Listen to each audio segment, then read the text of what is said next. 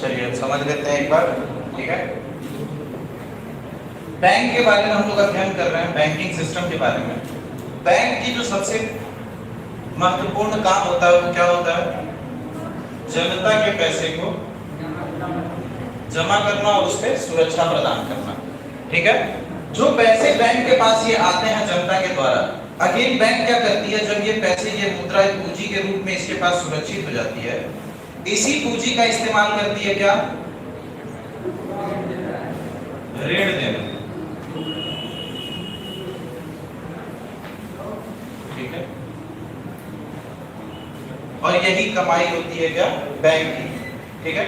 Credit creation bank के पास कैसे होता है? बैंक है, एक संस्था है, आपने एक संस्था का निर्माण किया, उस संस्था का कार्य क्या है? लोगों की जमाओं को अपने पास रखना, ठीक है। टाइम डिपॉजिट, कैश डिपॉजिट, ठीक है ना, जो भी डिपॉजिट्स है वो क्या बैंक के पास आप जमा करते हो। अब बैंक की क्या जिम्मेदारी है कि आपको उसके ऊपर कुछ इंटरेस्ट देगा, ठीक है।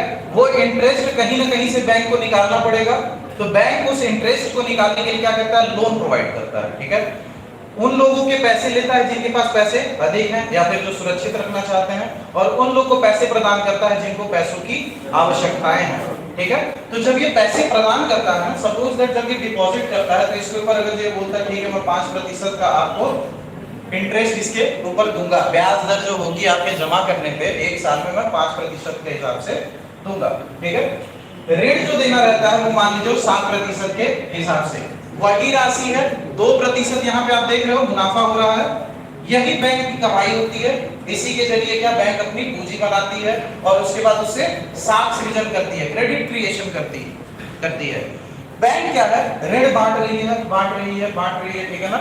एक कंडीशन ऐसा आता है जिसमें जो ऋण अदा करने वाले लोग होते हैं, ऋण को सही समय पे पूरा नहीं कर पाते हैं, सही समय पे ट्रांजैक्शन जमा नहीं कर पाते हैं। ऐसी परिस्थिति में क्या होता है? 90 दिनों तक अगर जो कोई भी व्यक्ति या फिर कोई भी संस्था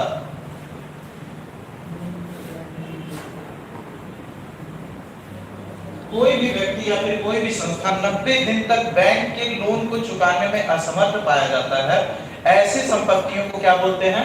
नॉन परफॉर्मिंग एसेट्स, यानी कि गैर लाभकारी परिसंपत्तियां, ठीक है। तो नॉन परफॉर्मिंग एसेट्स क्या है? जो 90 दिन तक परफॉर्मेंस नहीं दे रहे हैं, ठीक है।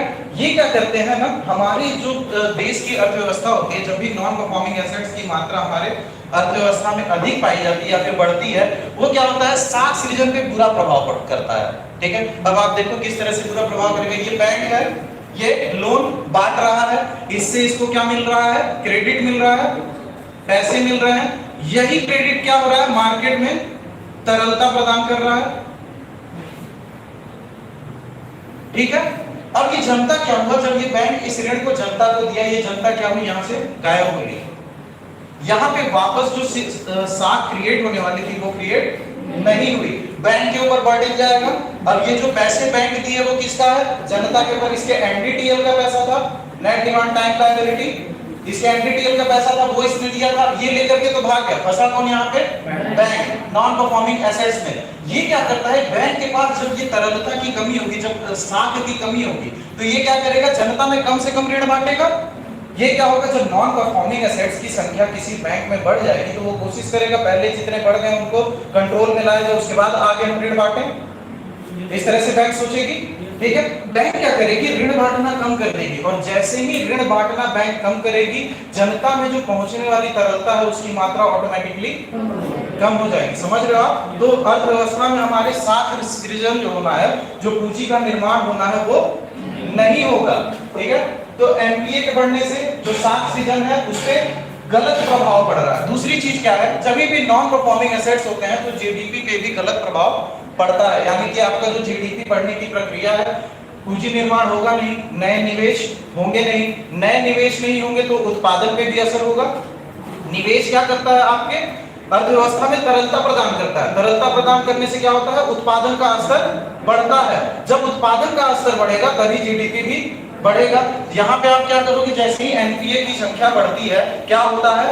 मार्केट में पैसे की कमी आती है, ठीक है ना। मार्केट में पैसे की कमी आएगी, डिमांड की कमी होगी, निवेश भी कम होंगे। जब निवेश और डिमांड कम होंगे तो वहां पे क्या होगा? जीडीपी का जो ग्रोथ है, बढ़ने की परिस्थिति है, वो कम हो जाएगी। तो एनपीए एनपीए की वजह से ये भी परिस्थिति हो जाती है। और बैंकों का क्या होता है ना, बैलेंस शीट जो होता है वो खराब हो जाता है। बैलेंस शीट क्या है, बैंक के पास कितना पैसा है, कितना उसको देना है, ठीक है ना, कितना उसके पास एसेट्स है और कितनी लायबिलिटी है, ठीक है ना, कितनी देयताएं हैं और कितनी संपत्ति है, उनका अनुपात बैलेंस शीट होता है। अब क्या हुआ, आवश्यकता से अधिक उसके पास बैड लोन्स हो गए, ठीक है ना, नॉन परफॉर्मिंग एसेट्स जो है किसी बैंक के ऊपर बहुत ज्यादा हो गए। उदाहरण के लिए अभी पीएनबी का उदाहरण ले रहे हैं हम लोग। पीएनबी में एनपीए की मात्रा बहुत ज्यादा बढ़ गई थी। जैसे ही एनपीए की मात्रा किसी भी बैंक में बढ़ती है, जनता को ये पता चलती है ना, तो जनता में विश्वास की कमी आती है। क्या क्यों कमी आती है? अब आप देख रहे हो कि जिस बैंक के यहाँ हमने पैसे जमा किए हैं वो क्या कर रहा है, वो जो ऋण बांट रहा है उसकी कैपेसिटी उसकी कम हो गई है। जब ऋण बांटने की कैपेसिटी कम हो जाएगी, ऐसी परिस्थिति में क्या होगा, उसके पास पूंजी निर्माण भी कम होगा, बैंक के पास पूंजी निर्माण भी कम होगा। समझ रहे हो आप? आ रहा है ना समझ में? इतना सीरियस होकर देख रहे हो, मुझे लगा कि मतलब सब ठीक तो है ना। चलो, तो बैलेंस शीट जो होता है बैंकों का खराब, एनपीए का स्तर जब भी किसी बैंक में बढ़ता है तो जनताओं के बीच क्या होता है, मिसट्रस्ट आता है और विश्वास की भावना आती है। ऐसी परिस्थिति में क्या होती है, जनता क्या करती है, बैंक से अपने जमा पैसे लेकर के जमा पैसे निकाल लेती है। इसी कंडीशन को हम लोग बोलते हैं क्या, बैंक रन। बैंक रप्ट दूसरी चीज होती है जिसमें बैंक का दिवालिया निकल जाता है। बैंक रन ऐसी परिस्थिति होती है जिसमें जो जमा पैसे हैं, क्रेडिट है बैंकों के पास, उसको जनता लेकर के निकल जाती है। समझ रहे हैं आप लोग एनपीए क्या होते हैं? ठीक है। अब क्या होता है, एनपीए से बचने के लिए सरकार ने विभिन्न स्कीम लेकर के आई है। ठीक जी,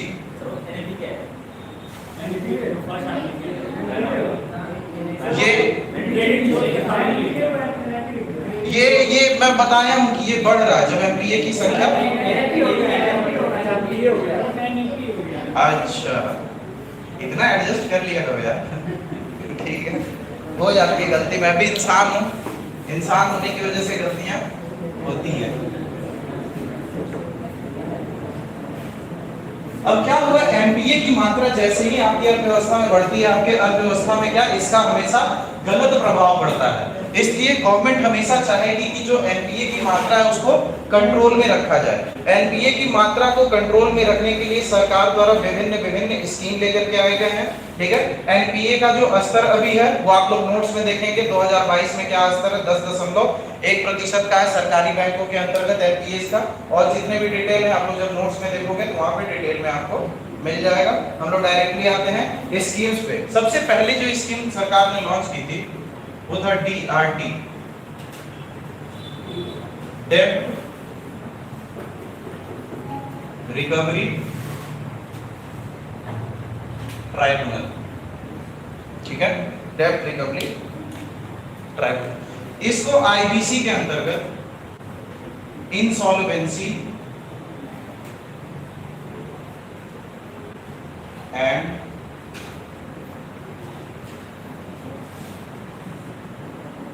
बैंक्रप्सी कोड 2016 के अंतर्गत लाया गया था।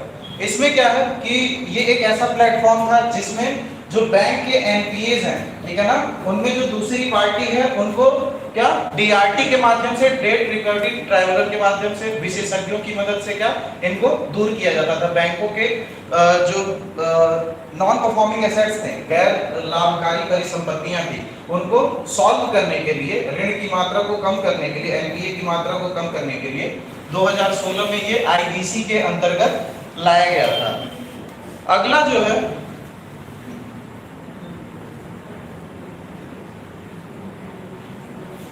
SARFAESI act. जी क्या बोला गया, मतलब एक थोड़ा clearly insolvency and bankruptcy code को नॉर्मल के अभी आएगा ये इंसॉल्वेंसी अभी पढ़ना है, अगला है इसमें। ठीक है, बता रहा हूं मैं डिटेल में, घबराइए मत।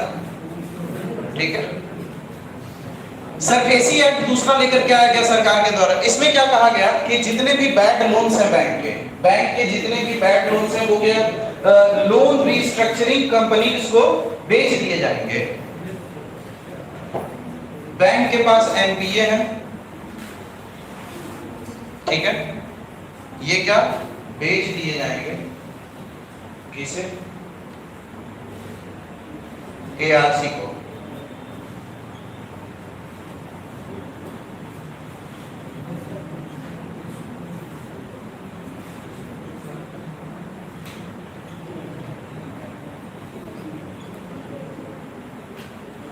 इसका उदाहरण भी देता हूं मैं, ये मेरे साथ घटित हो चुका है। ठीक है, क्या हुआ, पंजाब नेशनल बैंक में एक प्रॉपर्टी ऑक्शनिंग का, नीलामी का वो निकला था, पेपर में ऐड निकला था सरफेसी एक्ट के अंतर्गत। पंजाब नेशनल बैंक में क्या होगा कि एक नॉन परफॉर्मिंग एसेट था। वो क्या था कि बैंक ने उसे लोन दिया 30 से 40 लाख रुपए का। उसने क्या किया, बिल्डिंग अपनी बनाई, ठीक है, लेकिन समय पे वो लोन चुकाने में असमर्थ था।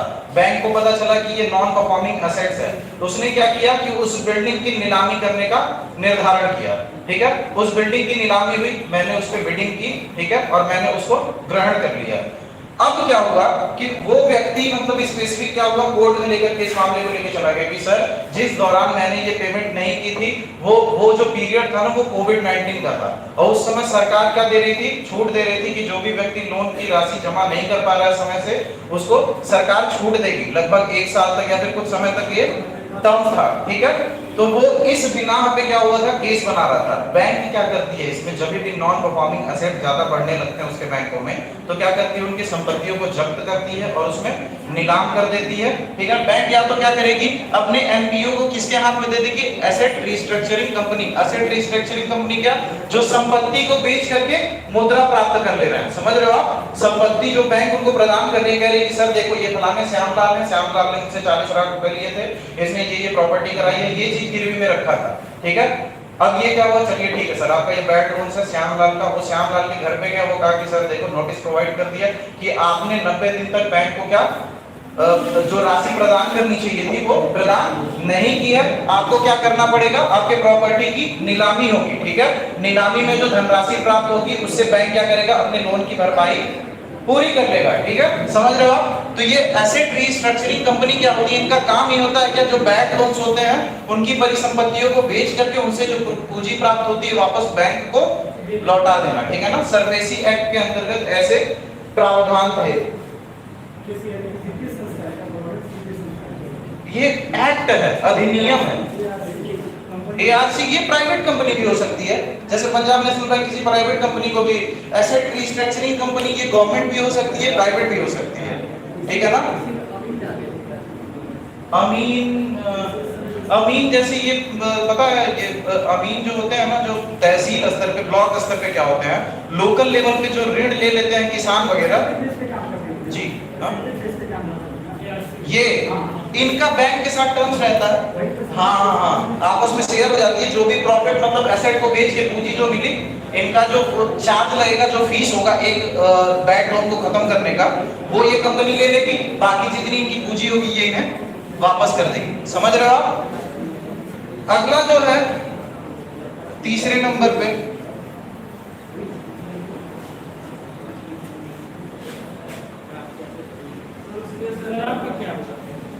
मेरा यार अभी अटका हुआ है, देखो 29 तारीख तक मामला क्लियर होगा। आई थिंक अभी केस में लखनऊ का ये मामला है। ठीक है, लखनऊ में एक प्रॉपर्टी है, उसकी ऑक्शनिंग करवाई गई थी, मैंने बिडिंग करी, मेरा नाम आ गया था, लेकिन क्या हुआ 2 महीने से मामला कोर्ट में फंसा हुआ, हाई कोर्ट में।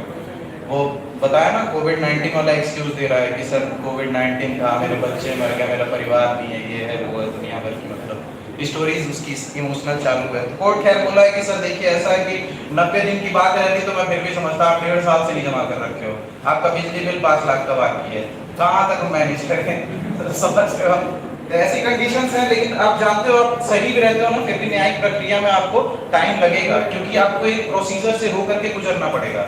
और हमारे भारतीय संविधान में अभी जो प्रक्रिया है, जो प्रोसीजर है न्याय प्राप्त करने की, वो बहुत ही दयनीय स्थिति में है। ठीक है ना, क्योंकि अभी आम जनता चाहती भी नहीं है कि यार कोर्ट कचहरी के चक्कर में नहीं पड़ना, अभी अगर जो पड़ जाओगे तो 4-5 साल ऐसे ही है।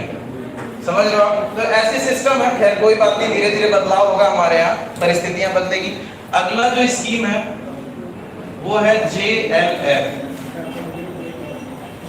Joint lender forum.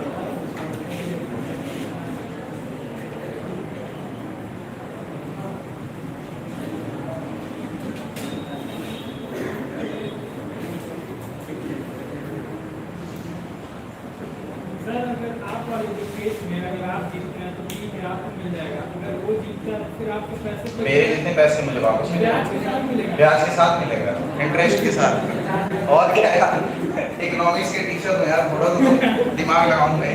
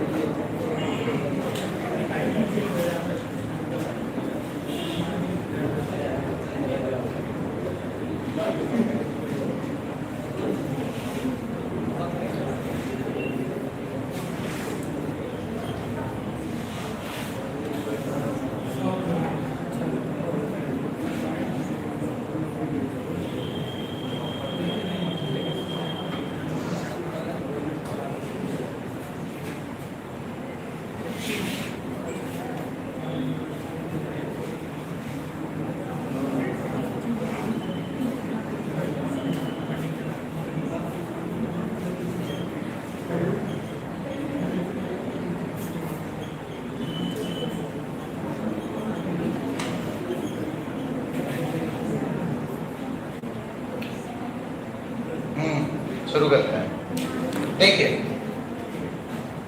कोई भी कंपनी या फिर कोई भी व्यक्ति, एक सिंगल इंडिविजुअल की बात कर रहा हूं या फिर एक किसी सिंगल संस्था की बात कर रहा हूं, ऐसी कोई भी संस्था जो विभिन्न विभिन्न बैंकों से, ठीक है ना, 100 करोड़ से अधिक की राशि का लोन ले रखा है, ठीक है ना।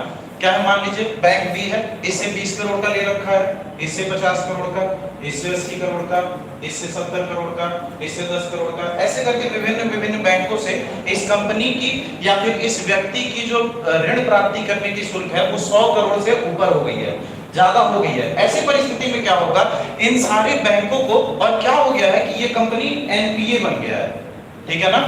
क्या किया ये, विभिन्न विभिन्न अभी आजकल जितने भी स्कैम्स वगैरह हो रहे हैं उसमें स्कैमर क्या कर रहे हैं, उसी एसेट पे विभिन्न विभिन्न बैंकों से लोन ले ले रहे हैं। समझ रहे हो आप, संपत्ति एक है, उसके ऊपर क्या विभिन्न विभिन्न बैंकों से जाली कागजात की मदद से, लूप होल्स की मदद से, कानूनी दस्तावेज की मदद से वो क्या करते हैं, विभिन्न विभिन्न बैंकों से बैंक ले लेते हैं। तो जब भी ये सारे बैंकों को इस चीज का ज्ञान हो जाता है, अभी क्या मैंने एक चीज बताया था एनबीएफसी में, क्या अकाउंट एग्रीगेटर का, अकाउंट एग्रीगेटर का क्या काम था, अकाउंट एग्रीगेटर का काम ये था कि आपके जितने भी अकाउंट्स हैं उनको एक प्लेटफॉर्म पे लेकर के आएगा, ठीक है ना। जो आपके ट्रांजैक्शन है, जितने भी इंश्योरेंस के, डिपॉजिट्स के, लोन के, ठीक है ना, सबको एक प्लेटफॉर्म पे लेकर आएगा ताकि सरकार को ये सुविधा हो कि आप कितना आदान प्रदान कर रहे हो मुद्राओं का, ठीक है। तो इसमें क्या है कि जैसे ही इन बैंकों को पता चलेगा कि ये व्यक्ति है, ये अब एनपीए बन गया है और इसके ऊपर जो लोन है वो 100 करोड़ से ऊपर का है, ये सारी कंपनियां एक साथ मिलकर के एक ज्वाइंट लैंडिंग फोरम का निर्माण करेंगे, ठीक है ना। फोरम क्या होता है, कंज्यूमर फोरम का नाम सुना है।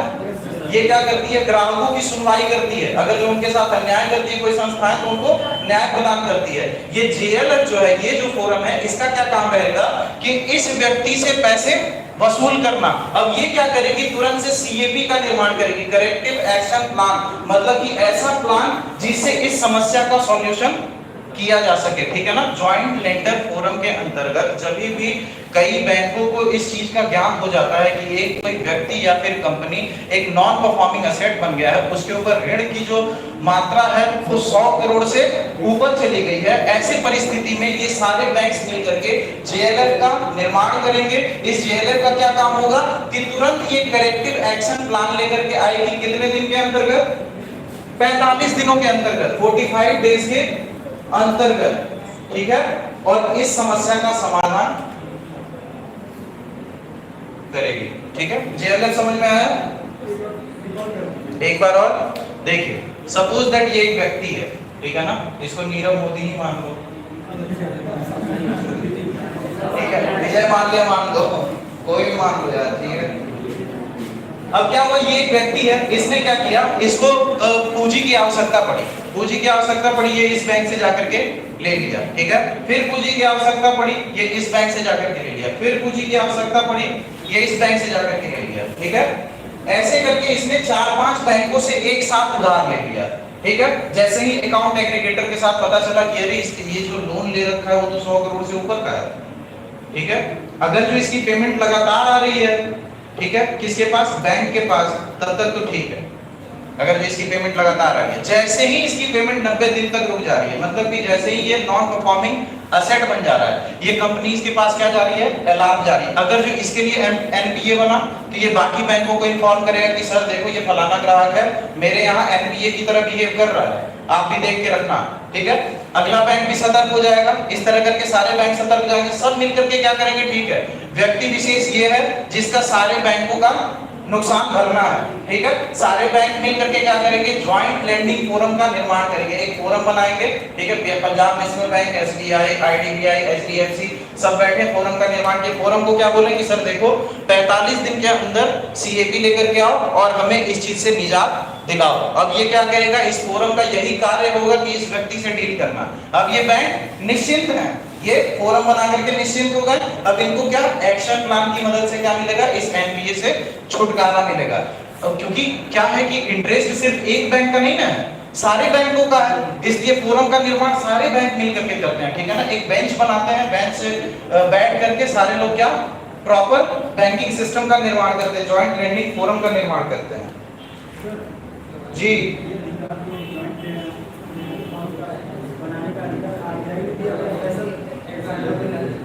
नहीं, ये पर्सनल डिस्क्रिशनरी होती है, ये सरकार द्वारा स्कीम लेकर के आया गया है।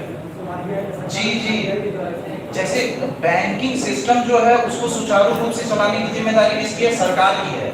सरकार उसके लिए कौन किसको रखा है, रिजर्व बैंक ऑफ इंडिया को। अब सरकार जब भी देखेगी कि बैंकिंग सिस्टम में कोई गड़बड़ी आ रही है तो वो कोई ना कोई स्कीम या फिर योजना लेकर के आएगी। ये राजकोषीय नीतियों के अंतर्गत आ गई। जी जी जी, ये बजट, इकोनॉमिक सर्वे वगैरह में इन सब में आपको मिलेगा, ठीक है जी। एक बार और, अच्छा ठीक है, देखिए क्या है, सपोज दैट 5 तरीके के बैंक है, ठीक है ना, जैसे कि एसबीआई हो गया, पीएनबी हो गया, कैनरा बैंक हो गया, ठीक है। तो इनके पास से ना, मैं हूं रजत मिश्रा, मैं गया कैनरा बैंक के पास, मैं कहा सर 10 करोड़ रुपए का उधार दे दो, मेरे पास एक बिजनेस आइडिया है, अभी माइक्रो एंड स्मॉल इंडस्ट्रीज के लिए लोन मिल रहा है, मैं अपना आइडिया शेयर किया, उससे 10 करोड़ ले लिया, ठीक है। मैं कहा देखो यार ये तो बड़ा आसान तरीका है, बिजनेस के नाम पे सब पैसे देते रहे हैं। अब मैं दूसरे बैंक के पास गया, एचडीएफसी के पास, ठीक है, उसने भी 10 करोड़ दे दिया, फिर तीसरे के पास गया, एसबीआई के पास, उसने 20 करोड़ दे दिया। ऐसे कर करके क्या हुआ ना, जो मेरा लोन जो था ना 100 करोड़ से ऊपर का चला गया, ठीक है। तो इस चीज को सिर्फ मैं नहीं ऑब्जर्व कर रहा हूँ, इस चीज को बैंक भी ऑब्जर्व कर रही है, देख रही है, ठीक है। कि ये व्यक्ति जो है ना सिर्फ मुझे को चूना नहीं लगाया है, ये आसपास के सारे बैंकों को चूना लगा रहा है। तब क्या हुआ, जैसे ही पता चलता है कोई एक दुश्मन है कई लोगों का, तो सारे दुश्मन दोस्त हो जाते हैं, हो जाते हैं कि नहीं। बैंकिंग सिस्टम आपस में कॉम्पिटिटर्स है, ठीक है। सब कहेंगे देखो भाई मैं नुकसान तो मेरा भी है, तुम्हारा भी और सबका है, पकड़ो सब मिलके इसको। सब मिलकर के क्या करते हैं, जॉइंट लेंडिंग फोरम का निर्माण करते हैं। इस फोरम का यही काम रहता है कि उस एनपीए से स्पेसिफिक उस परिसंपत्ति से पैसे को निकालना और बैंक को वापस कर देना, ठीक है। चलिए आगे बढ़ते हैं। अगला जो है वो है इंसॉल्वेंसी एंड बैंकरप्सी कोड, मतलब कि बैंक के दिवालियापन का क्या इलाज है, देखते हैं।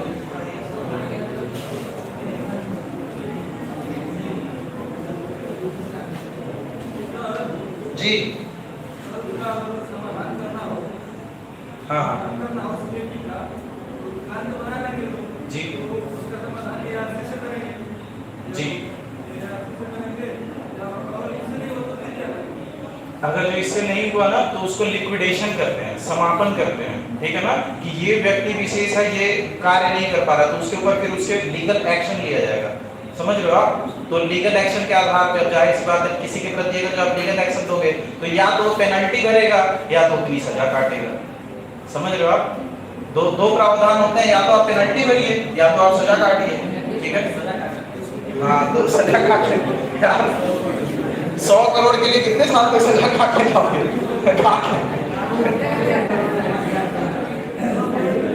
ठीक है।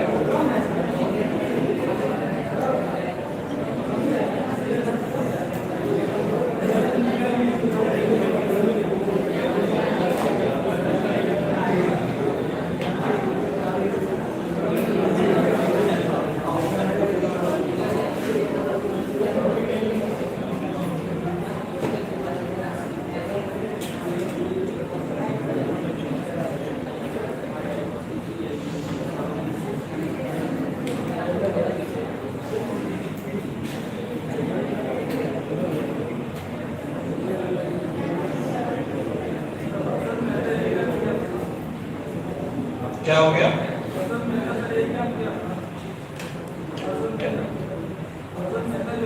हाँ हाँ, वो तो स्टॉक मार्केट इसके आएगा। अभी अगला चैप्टर जब पढ़ोगे आप तब उसके बारे में बताऊंगा मैं, ठीक है, फाइनेंशियल सेक्टर में।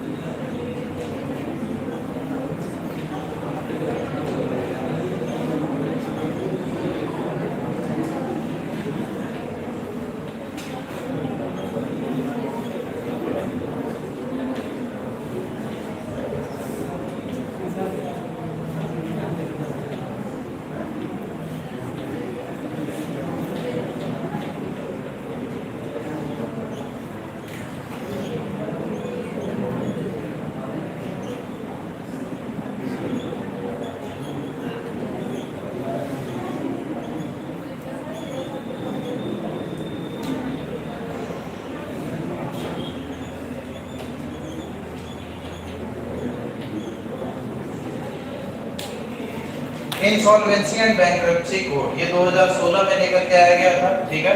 बैंक में जो दिवालियापन हो रहा था, मतलब कि बैंक धीरे धीरे जो नॉन परफॉर्मिंग एसेट्स की वजह से अपनी पूंजी खोते जा रहे थे, उसके लिए ये लेकर के आया गया था ताकि 180 दिन के अंदर क्या है इस समस्या का समाधान किया जा सके।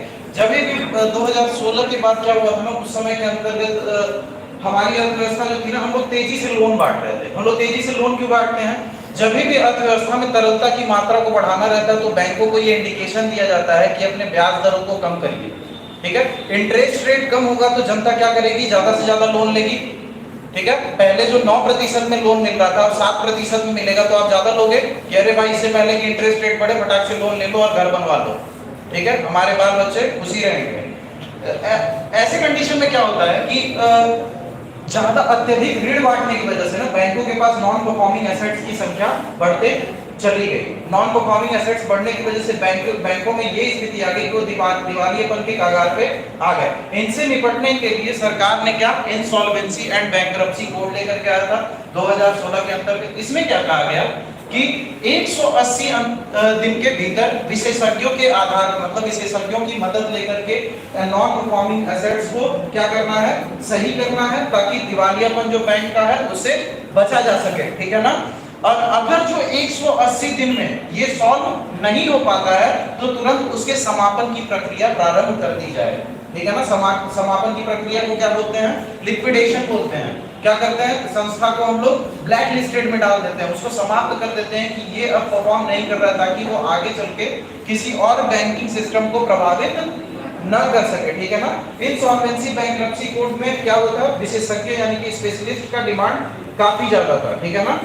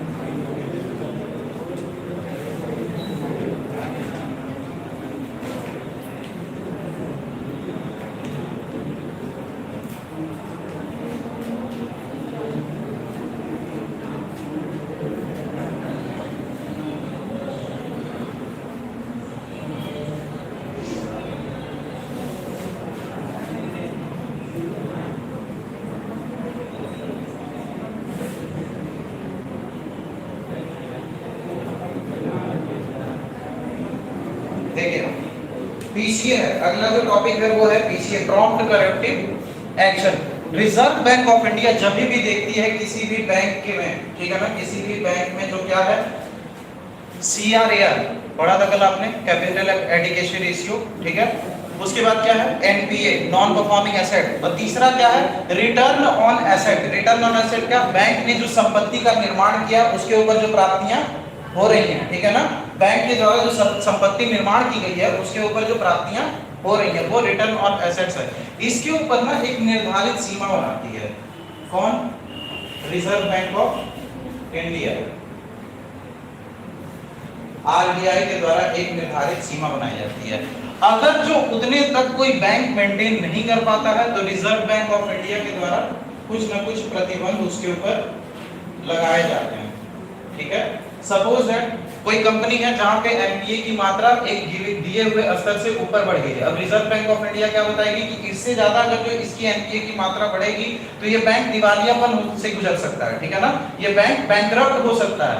तो इसको बैंकरप्ट होने से बचाने के लिए रिजर्व बैंक ऑफ इंडिया क्या कहेगी कि अब तक जितने तुमने लोन बांटे हैं, ठीक है, अब आगे क्या करो वो कम कर दो। अगर जो अब तक एक दिन में 10 लोन बांट रहे हो तो अब एक दिन में 2 ही लोन बांटो, ठीक है। प्रॉफिट कमाना बंद मत करो, बस क्या है लोन रिस्क जो ले रहे हो तुम उस रिस्क टेकिंग कैपेसिटी को ही कम कर दो। जैसे ही रिस्क कम होगा बैंकों में, ठीक है ना, क्या होगा ये जो जितनी भी स्थिति है उसको फिर से बैंक मेंटेन कर लेगी और क्या और अधिक एनपीए बढ़ने की संभावनाएं नहीं रहेंगी। अब सपोज दैट किसी के पास कैपिटल एडिक्वेसी मैंने आपको बताया था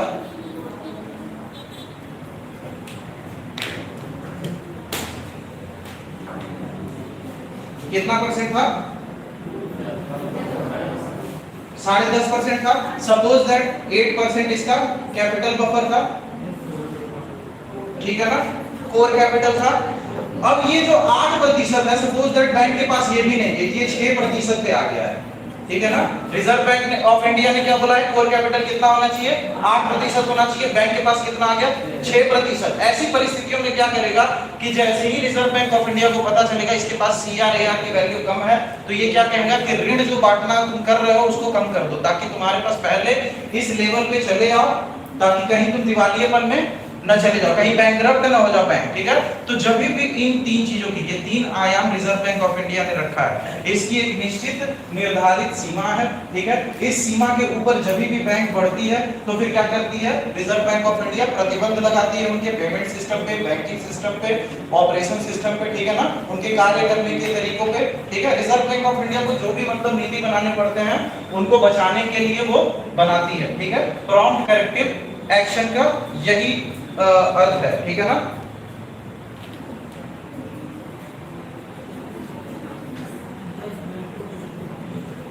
अगला जो है ये अभी तक रिजर्व बैंक ऑफ इंडिया ने 10 बैंकों के ऊपर ये चीज लागू किया है। 10 बैंक ऐसे हो गए थे जिनकी ये मात्रा क्या निर्धारित से नीचे गिर गई थी, ठीक है ना। तो ये 10 बैंकों के ऊपर अभी तक लागू किया गया है ताकि वो बैंक दिवालियेपन के से होकर के न गुजरे। ये पीएनबी का आप उदाहरण ले सकते हो, पंजाब नेशनल बैंक का, ठीक है।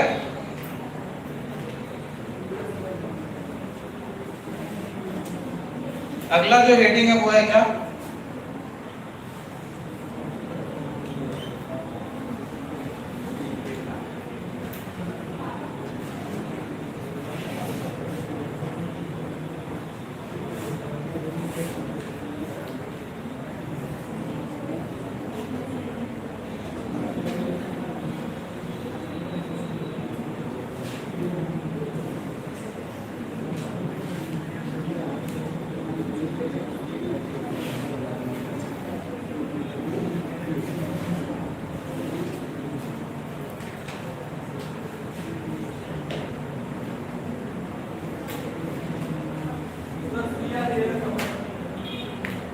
कैपिटल रिसिप्ट एडिक्वेसी रेशियो करके कुछ था, बताता हूँ।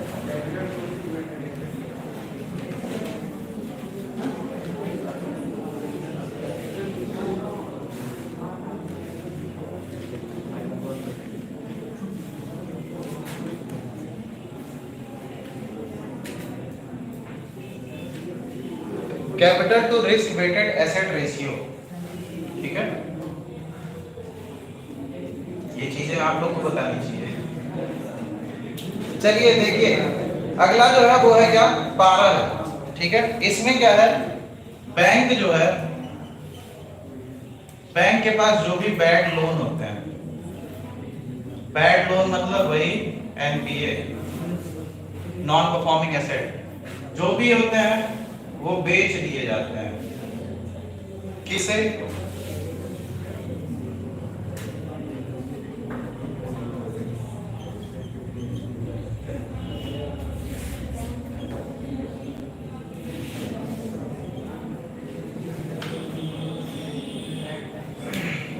आर्थिक सर्वेक्षण, ठीक है ना, आर्थिक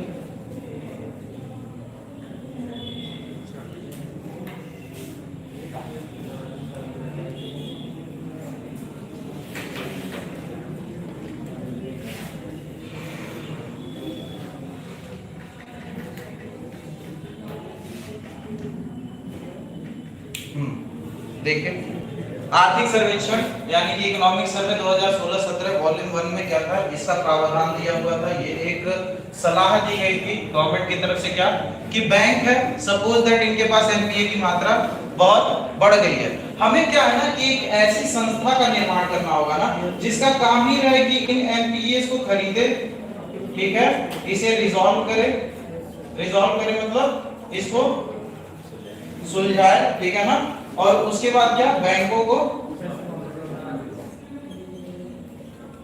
पूंजी प्रदान करें, ठीक है।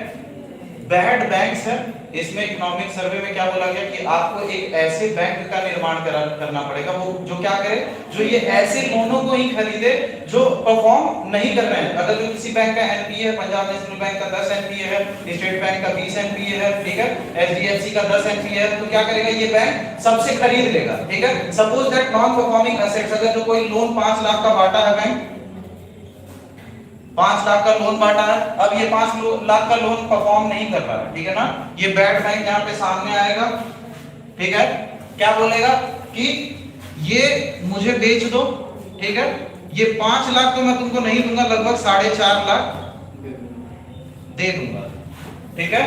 पहले क्या था, अब ये पहले ये लोन ऐसा था जो परफॉर्म नहीं कर रहा था, जिसके ऊपर बैंक को कोई भी बेनिफिट नहीं हो रहा था। इस बैड बैंक के आने की वजह से एटलीस्ट उसकी जो लागत मूल्य रहेगी, जो प्रिंसिपल अमाउंट रहेगा वो तो मिल जाएगा बैंक को, ठीक है। तो हम लोग ये क्या कॉन्सेप्ट लेकर के आए इकोनॉमिक सर्वे में कि बैड बैंक का निर्माण करना चाहिए। इसी बैड बैंक को किस नाम से जाना जाएगा, पारा के नाम से, ठीक है ना, public sector asset rehabilitation agency, ठीक है। इसका क्या काम रहेगा, एनपीए को रिजॉल्व करना और बैंकों को पूंजी प्रदान करना। और क्या काम रहेगा कि ये जितने भी बैड लोन्स होते हैं बैंकों के उसको खरीदेगा, ठीक है ना। इससे क्या होगा, एनपीए की संख्या बैंकों के पास कम होगी, साख सृजन ज्यादा होगी, जीडीपी ऊपर बढ़ेगी, इकोनॉमी में तरलता की मात्रा बढ़ेगी, ठीक है। तो ये है। अगला जो है बिल वो है एफआरडीआई बिल। अब इसमें बेल इन और बेल आउट पैकेज के बारे में हम लोग जानेंगे, ठीक है। ये बहुत ज्यादा न्यूज में आप लोग सुने होंगे, बेल इन पैकेज लॉन्च किया गया है, बेल आउट पैकेज सरकार के द्वारा दिया गया है बैंकों को बचाने के लिए, ठीक है। तो बेल इन बेल आउट पैकेज तुम लोग अभी देखते हैं।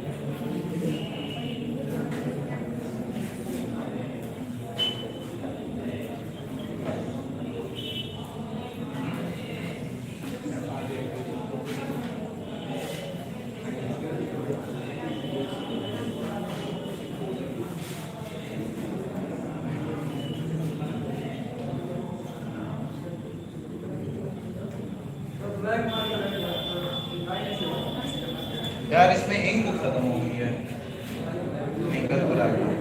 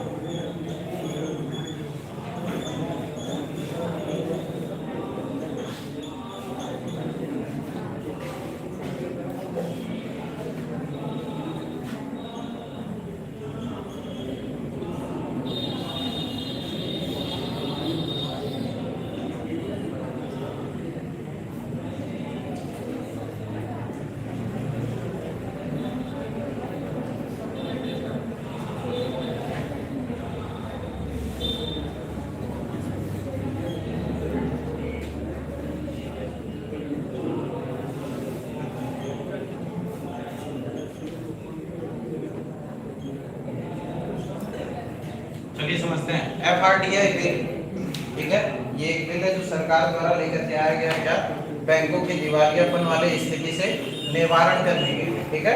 इसके अंतर्गत क्या बताया गया, बेल इन बेल आउट पैकेज के बारे में, बेल मैक्सिमम टाइम में बेल इन पैकेज के बारे में बताया गया है। क्या है, सेक्शन 52 में एक पैकेज के बारे में बताया गया, बेल इन पैकेज। तो सबसे पहले आपको समझना पड़ेगा कि अगर जो कोई भी चीज दो पार्टी के बीच में है, ए और बी के बीच में है, तो ये दोनों मिलकर के ही इसका सॉल्यूशन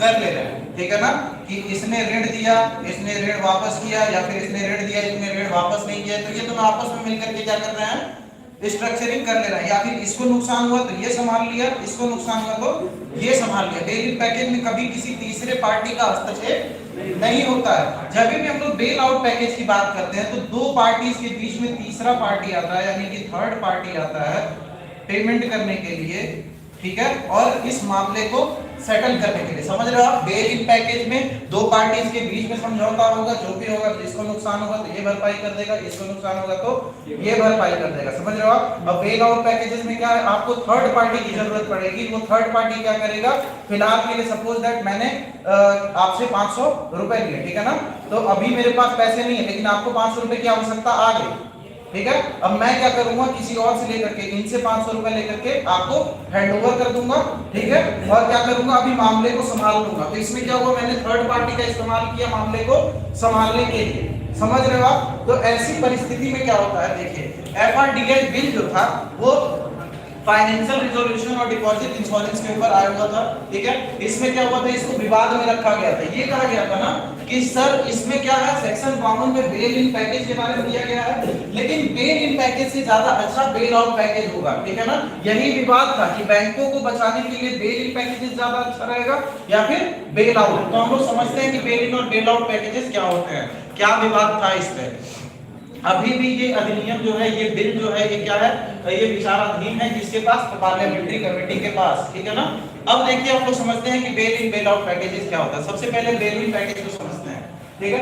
सबसे पहले जब भी बैंक को नुकसान होगा, ठीक है ना, बैंक ऐसी परिस्थिति में पहुंच जाएगा कि उसको नुकसान हो जाएगा, तो उसकी भरपाई कहां से की जाएगी, या तो जो जितने लोग जमा किए हैं उनके जमाओं की रिस्ट्रक्चरिंग की जाएगी, ठीक है, इक्विटी में कन्वर्ट कर दिया जाएगा। सपोज दैट क्या है, एक बैंक है, आ जाएगा ना कैमरा में यहाँ पे, एक बैंक है, ठीक है, इसमें सॉरी बैंक है और जनता है, ठीक है।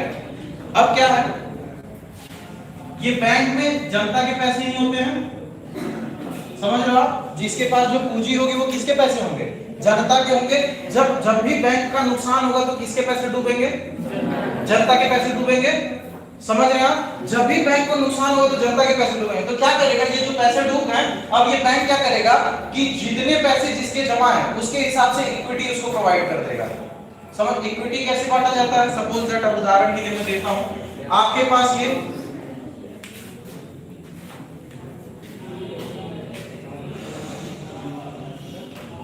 सपोज दैट आप एक फाइनेंशियल इंस्टीट्यूशन हो, ठीक है ना, वित्तीय संस्थान हो, आपको क्या पूंजी की आवश्यकता है, कितनी पूंजी की आवश्यकता है, 100 करोड़ की। आप कहां पे जाओगे, फाइनेंस मार्केट में। ये फाइनेंस मार्केट क्या करेगी, इस 100 करोड़ के 100 शेयर्स में बांट देगी, एक शेयर 1 करोड़ का, समझ रहे हो आप? अब ये जो व्यक्ति एक शेयर खरीदेगा, इस कंपनी का एक इक्विटी उसके पास हो गया, समझ रहे हो? अब बैंक है, सपोज दैट इसके पास 100 करोड़ था, डूब गया, ये किसका था, जनता का था। अब एक जनता का था, इसमें से कितना, 3 करोड़, तो उसकी 3 इक्विटी हो गई। आप समझ रहे हो? आप बैंक में ही उसको मालिकाना हक प्रदान कर दे रहे हो, ठीक है। जो नुकसान बैंक को होने जा रहा है, अब वो कौन झेल रहा है, जनता। वैसे भी जनता झेल रही थी, किसका पैसा डूब रहा था, ठीक है। तो बेल इन पैकेज के अंतर्गत क्या होता है, अब जैसे ही आप क्या किए, नुकसान तो हो गया बैंक का, ठीक है, अभी भी उसके पास पूंजी मौजूद है। अब बैंक क्या करेगी, बैंक फिर से अपनी कार्रवाई को शुरू करेगी और जितने प्रॉफिट होंगे, जितनी इक्विटी अपने लोगों को बांटी होगी, उनको प्रॉफिट के बेसिस पे पैसे वापस कर देगी। समझ रहे हो बेल इन पैकेज में किस तरीके से बैंकिंग सिस्टम काम करेगा। अब बेल आउट पैकेज में क्या होता है, बैंक को नुकसान हुआ, ठीक है, जनता किसकी जिम्मेदारी है, गवर्नमेंट की। अब गवर्नमेंट क्या करेगी, इसको तरलता प्रदान कर देगी, बैंक के पास फिर से तरलता आ जाएगी और वो अपनी स्थिति को सुधार लेगी। समझ रहे हो? थर्ड पार्टी इसमें इंक्लूड हो रही है। थर्ड पार्टी कौन है यहाँ पे, भारत सरकार, ठीक है। बेल इन पैकेज में क्या, जमाकर्ताओं के ही पैसे को, जमाकर्ताओं की स्ट्रक्चरिंग की जा रही है, उन्हीं के पैसे से इक्विटी बना दी जा रही है, ठीक है ना। मालिकाना अधिकार उनको बैंकों में दे दिया जा रहा है, प्रॉफिट शेयरिंग जो हो रही है उनके साथ करने लगी जा रही है, ठीक है ना। पहले आप बैंक में जमा करता थे, अब आप बैंक के साथ मालिक हो, ठीक है। बेल इन पैकेज के अंतर्गत, बेल आउट पैकेज के अंतर्गत क्या है, यहाँ पे थर्ड पार्टी इन्वॉल्व हो गई, यानी कि गवर्नमेंट ऑफ इंडिया इन्वॉल्व हो गई। ये देख रही है कि जनता के पैसे डूब जाएंगे, जनता के पैसे डूबेंगे तो डिमांड में कमी आएगी, और डिमांड में जब कमी आएगी तो डायरेक्ट मेरा जीडीपी प्रभावित होगा, ठीक है। एक देश की जीडीपी प्रभावित होगी तो रोजगार की कमी आएगी। तो एक तरीके से ये पूर्णतया अपनी अर्थव्यवस्था के ऊपर एक चोट होगी, ठीक है। इससे बचने के लिए सरकार क्या करेगी, बेल आउट पैकेज देगी। जैसे कि अभी ये कोविड-19 के बाद, या फिर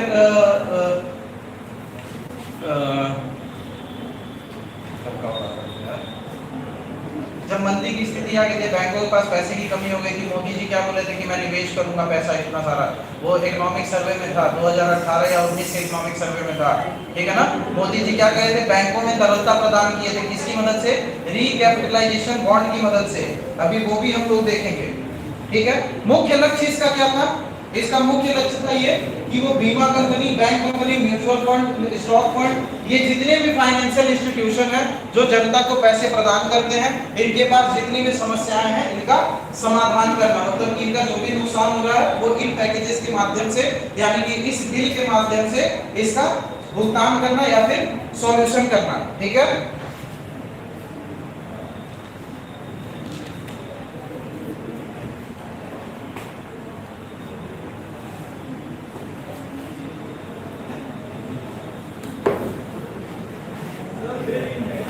जी जी जी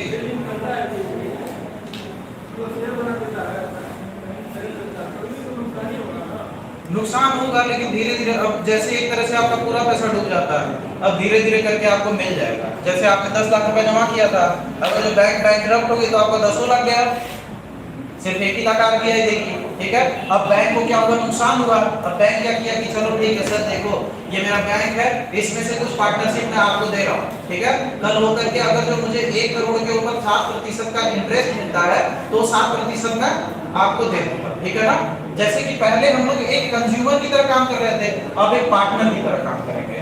समझ रहे हो आप? ठीक है, दोनों पार्टी से करेंगे।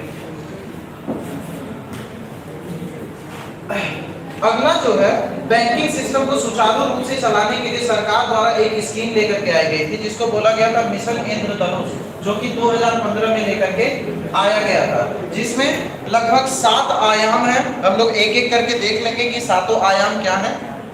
ठीक है,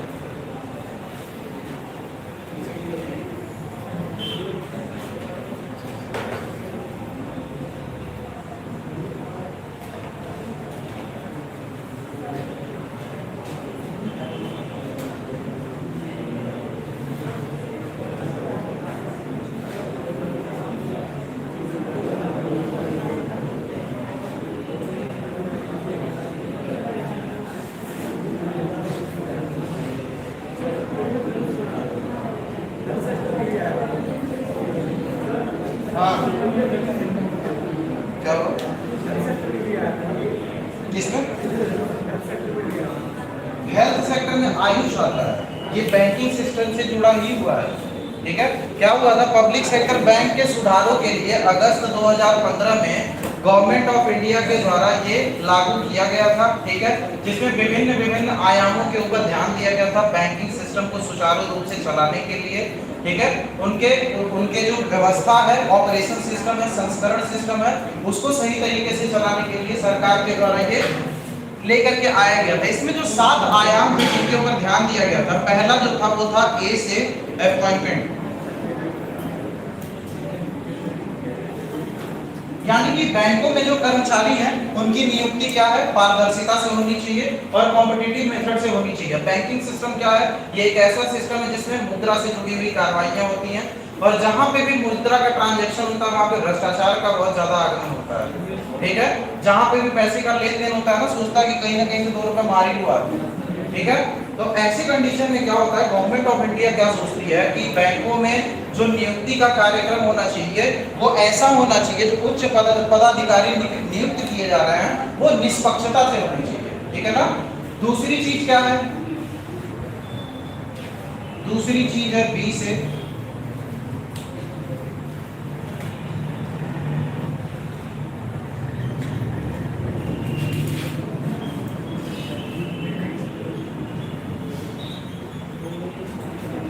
बैंक बोर्ड ब्यूरो। ठीक है ना, उच्च पदाधिकारियों की नियुक्तियों के लिए और उनका कितना स्वामित्व होगा, ठीक है ना, इस चीज को जानने के लिए एक बैंक बोर्ड ब्यूरो को नियुक्त किया जाएगा जो कि उच्च पदाधिकारियों के कार्यकाल को देखेगा और वॉच करेगा कि वो सही तरीके से कार्य कर रहे हैं या नहीं।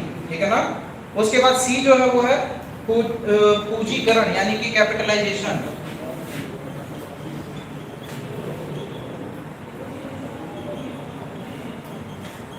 क्या बैंकों में तरलता की मात्रा को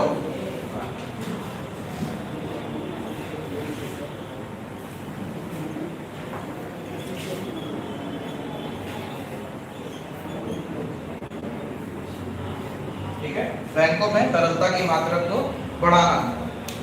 क्या, और डी फॉर होता है डिस्ट्रेसिंग।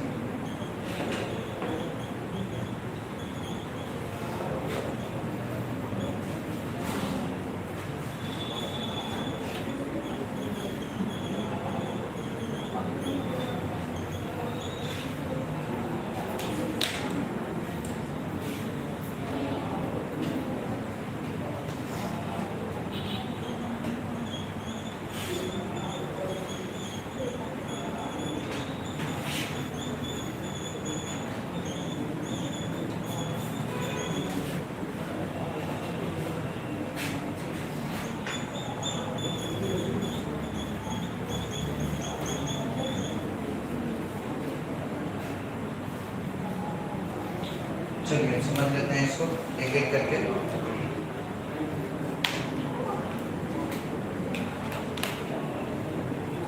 देखिए 2015 में इंद्रधनुष जो स्कीम लॉन्च किया गया था उसमें विभिन्न विभिन्न प्रावधान क्या थे।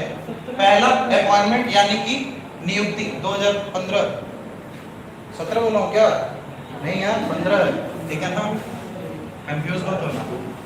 पहला क्या अपॉइंटमेंट यानी कि नियुक्ति का जो कार्य है वो पारदर्शिता से होना चाहिए। जितने भी उच्चाधिकारी नियुक्त किए जा रहे हैं वो सही होने चाहिए, जो सुचारू रूप से बैंक के कार्य को लेकर के चले, ठीक है ना। इनकी नियुक्ति सही से हो रही है कि नहीं उसको देखने के लिए बैंक बोर्ड ब्यूरो होना चाहिए, ठीक है ना, जो उच्चाधिकारियों की नियुक्ति एवं उनके स्वामित्व के ऊपर यानी कि उनके ऑनरशिप के ऊपर कार्य करेगी। तीसरा चीज क्या है, कैपिटलाइजेशन यानी कि बैंकों में तरलता की मात्रा को बढ़ाना, ठीक है। चौथा क्या है, डिस्ट्रेसिंग। डिस्ट्रेसिंग के अंतर्गत क्या है, उन कानूनों को हटाने की कोशिश की गई है जिनकी वजह से एनपीए की मात्रा बढ़ते जा रही है, नॉन परफॉर्मिंग एसेट्स मार्केट में बढ़ते जा रहे हैं, ठीक है।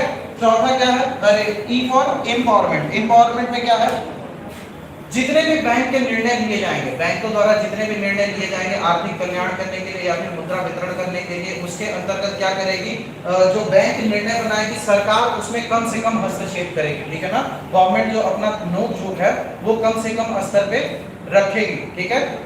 एम्पावरमेंट के अंदर, एम्पावरमेंट मतलब किसी को शक्तिशाली बनाना। शक्तिशाली आप कैसे बना सकते हो, जब निर्णय लेने की शक्ति आप उसे प्रदान कर रहे हो, ठीक है ना। आप अपने आप को शक्तिशाली कब अनुभव करोगे, जब आपके घर में निर्णय लेने की कैपेसिटी आपको दी जाएगी। अरे आज से मैं पापा बन गया, ठीक है। एक बच्चा मेरे अंडर भी, मैं भी उसे बोल सकता है पानी लेके आ, समझ रहे हो, तो आपको थोड़ा सा लगेगा कि आप बड़े हो गए हो।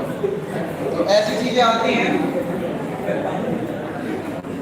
उसके बाद है फ्रेमवर्क ऑफ अकाउंटेबिलिटी। अकाउंटेबिलिटी क्या होता है, जवाबदेही, ठीक है। जवाबदेही क्या होता है कि अगर जो आप कोई भी ऑपरेशन कर रहे हो जनता के लिए, ठीक है ना, उसके लिए क्या है, आप कंज्यूमर पे बेसिस रिलेशनशिप, जनता क्या है आपको पैसे प्रदान कर रही है, उसके बदले में आपको सेवा प्रदान करनी है। अब सपोज दैट कि जनता है मिल करके बहुत मेहनत से, ये पूरे देश की जनता आजादी हासिल की, आजादी हासिल करके एक संविधान का निर्माण किया, संविधान के अंदर एक 2-4 पोस्ट का निर्माण हुआ। अब क्या हुआ कि उन पोस्ट को हम लोग इसलिए बनाए हैं ताकि वो हमारी सेवा कर सके, और पता चला कि वही हमारे शोषण का कारण बनते जा रहे हैं, ठीक है। आपने पूरा एक सेटअप बनाया कि हमारी अर्थव्यवस्था, राज्य व्यवस्था सुचारू रूप से चले, लेकिन क्या कि आपने जो नीतियां सोच के चली थी वो मानव के अंदर क्या है कुछ समय के बाद डिग्रेड होने लगती है, ठीक है ना। जब जैसे जैसे हमारा कंफर्ट जोन बढ़ता है ना, जैसे जैसे हमारा कंफर्ट जोन को क्या बोलते हैं, समझ रहे हो ना, कंफर्ट जोन आरामदायक, मतलब अपना एरिया, अगर जब तक तुम उसमें रहोगे ना तब तक बेहतर नहीं सोच पाओगे। तुम्हारी बुद्धि का विकास तभी होगा जब तुम मतलब अप्स एंड डाउन्स होकर के गुजरोगे, ठीक है ना। अभी ये यूपीएससी की जर्नी जो तुम लोग स्टार्ट कर रहे हो ना, अभी चीजें बहुत ज्यादा कॉन्सेप्चुअली फ्रेमवर्क बहुत बड़ा लग रहा होगा, ठीक है ना, सिलेबस बहुत ब्रॉड लग रहा होगा, लेकिन एक बार जब कंप्लीट सिलेबस तुम पढ़ लोगे और क्रोनोलॉजी तुम्हें समझ में आ जाएगी तो तुम्हें पता चलेगा कि बहुत ज्यादा कुछ है नहीं यूपीएससी में, ठीक है ना। बहुत ही सिलेक्टेड आइटम्स हैं वही आते हैं, ठीक है। बहुत ज्यादा हाई क्रिएट करने की जरूरत नहीं है। आजकल के बच्चे तो जो भी हैं वो फर्स्ट अटेम्प्ट में क्लियर कर रहे हैं, ठीक है। प्रॉपर स्ट्रेटजी आपकी होनी चाहिए, ठीक है, यूपीएससी क्वालिफाई करने के लिए। अब आपको सर आप क्यों नहीं कर रही है यार, स्ट्रेटजी मेरी गलत थी, ठीक है ना। तो इन सब चीजों के बारे में हम लोग अभी डिस्कस करेंगे आराम से। अगला जो टॉपिक है रिकैप बॉन्ड है।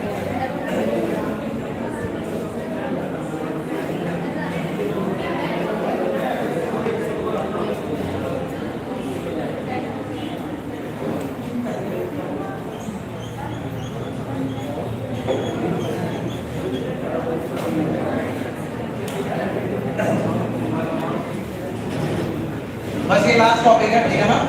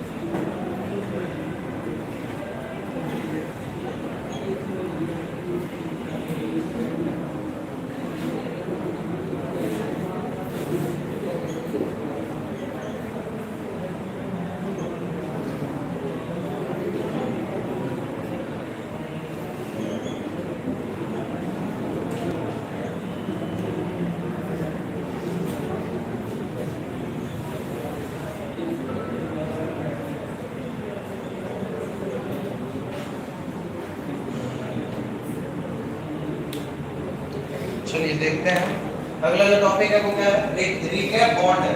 रिकैप का मतलब क्या होता है, रिकैपिटलाइजेशन। समझ वर्ड से ही पता चल रहा होगा, पुनः पूंजीकरण, ठीक है ना।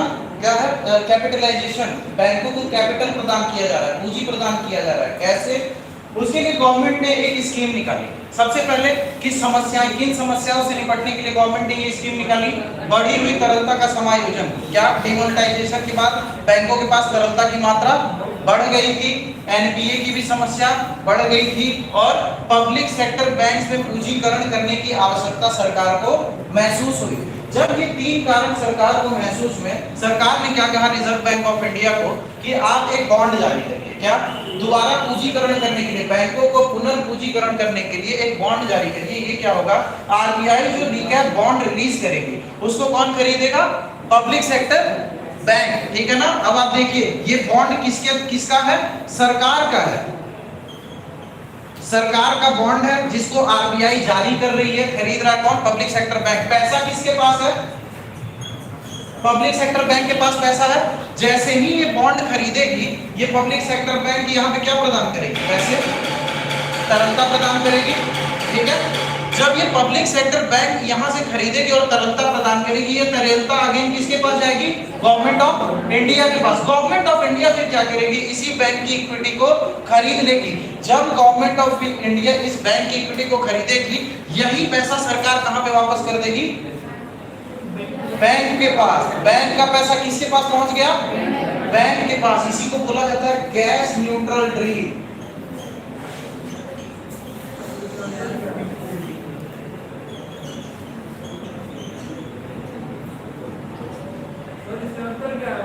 बता रहा हूँ कौन सा